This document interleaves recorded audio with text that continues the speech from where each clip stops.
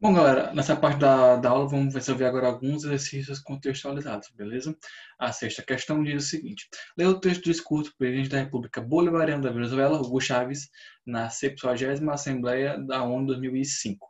Pois bem, nós lutaremos pela Venezuela, pela integração latino-americana e pelo mundo. Reafirmamos aqui nesse salão nossa infinita fé no homem, o cidadão de paz e de justiça para sobreviver como espécie. Simão Bolívar, pai da nossa pátria e guia da nossa nação, da Revolução, jurou não dar descanso a seu braço, nem repouso sua arma até ver a América livre. Nós não, nós demos, nós dem, não demos nós descanso a nossos braços, nem repouso a nossas armas, até salvar a humanidade.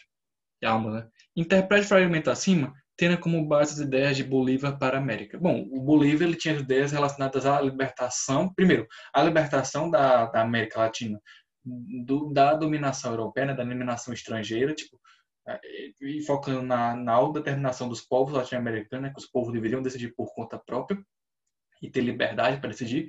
E ele também defendia muito a ideia da união, né, da união política dos países da América Latina e do mundo, dessa forma, e especialmente dos países da América Latina a partir da parada do pan-americanismo, né, ou do bolivarianismo, que era uma união dos países latino-americanos, certo? Eram essas ideias mais focadas no Bolívar, certo? A sétima questão tem dois trechos, e vou ler os dois trechos.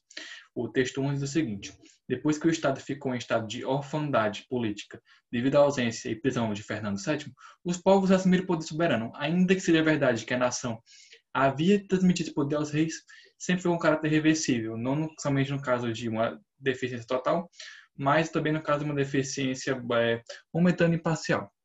O texto 2 diz o seguinte: para sustentar a escravidão dos povos, não tem outro recurso que transformar em mérito orgulho seus sequazes e cobrir de distinções que, com uma distância imensa entre o infeliz escravo, superior e senhor. Essa é a origem dos títulos de condes, marqueses, barões, etc., que a corte da Espanha prodigializava para duplicar o peso de seu cetro de ferro que gravitava sobre a inocente América. Longe de nós tão execráveis de preeminências, um povo livre não pode ver o vício diante da virtude.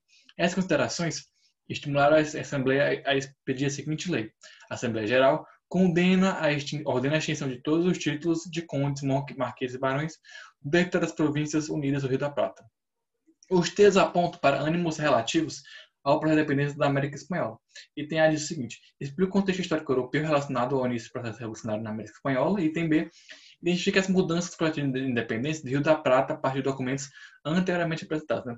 O item A está relacionado justamente àquele contexto é, europeu das guerras napoleônicas. No primeiro contexto europeu da Espanha estar fraca economicamente e começar a depender muito mais das colônias, ou seja, pressionar muito mais as colônias para obter recursos, para obter dinheiro e tal.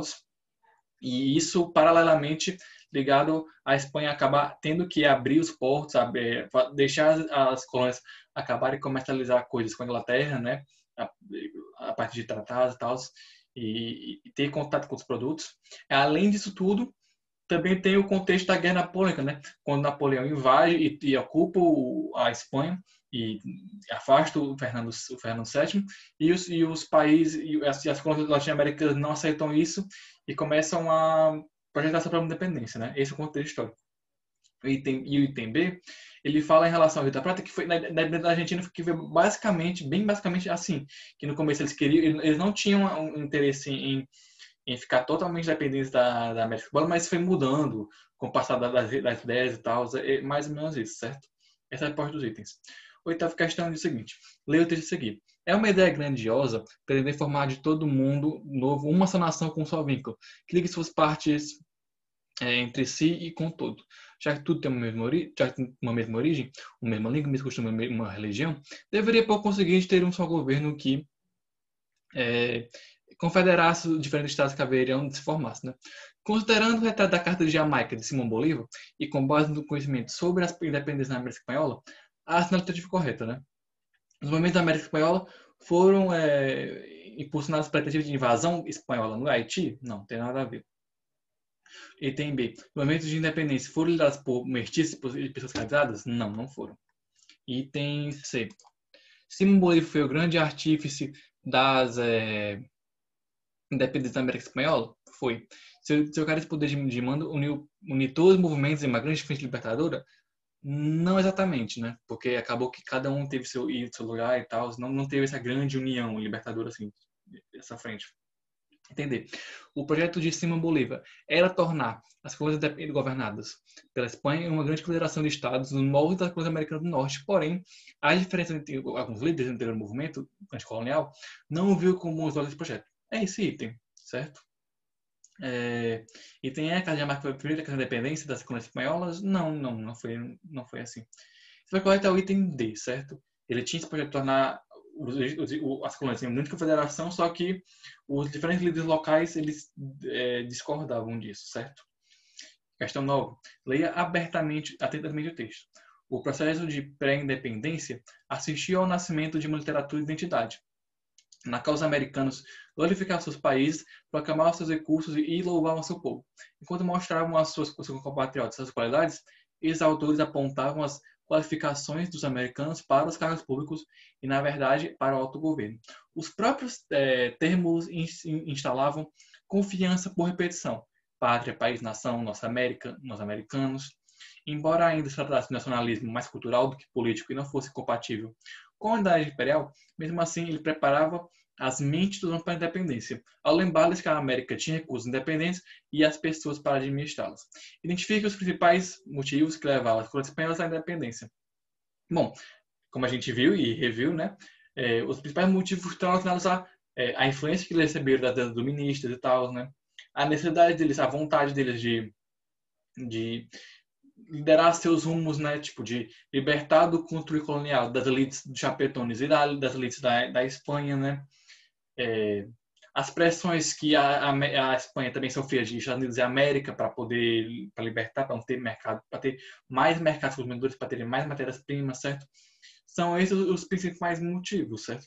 Principalmente o que concerne as elites coloniais querem libertar desse controle colonial, ter mais liberdade, ter mais poder político e ter mais liberdade para ditar os rumos de diferentes lugares, certo? Então essa é a resposta. E aqui a 10ª questão, mais um texto. Era o fim. O general Simão José Antônio de la Santíssima Trindade Bolívar e Palácios ia embora para sempre. Tinha arrebatado ao domínio espanhol o império 5 vezes mais vasto que as Europas. Tinha comandado 20 anos de guerra para mantê-lo livre e unido. E o tinha governado com pulso firme até se manter. Mas na hora de partida não teve sequer o consolo de acreditar nele. O único que teve bastante lucidez para saber que na realidade ia embora e para onde ia foi o diplomata inglês, que escreveu relatório oficial ao seu governo. O tempo que lhe resta mal dá para chegar ao túmulo. O perfil de Simão Bolívar, habitado no texto, acentua alguns dos principais feitos, mas deve ser relativizado, uma vez que Bolívar, ele foi o principal político e importante líder político, mas jamais desempenhou atividades militares? Não, ele liderou militarmente, certo? Item B.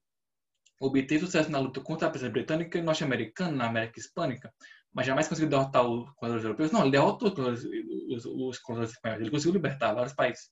Item C. Defendeu a colonização das Américas, mas jamais obteve sucesso como comandante militar? Não, ele obteve sucesso como comandante militar. Item D.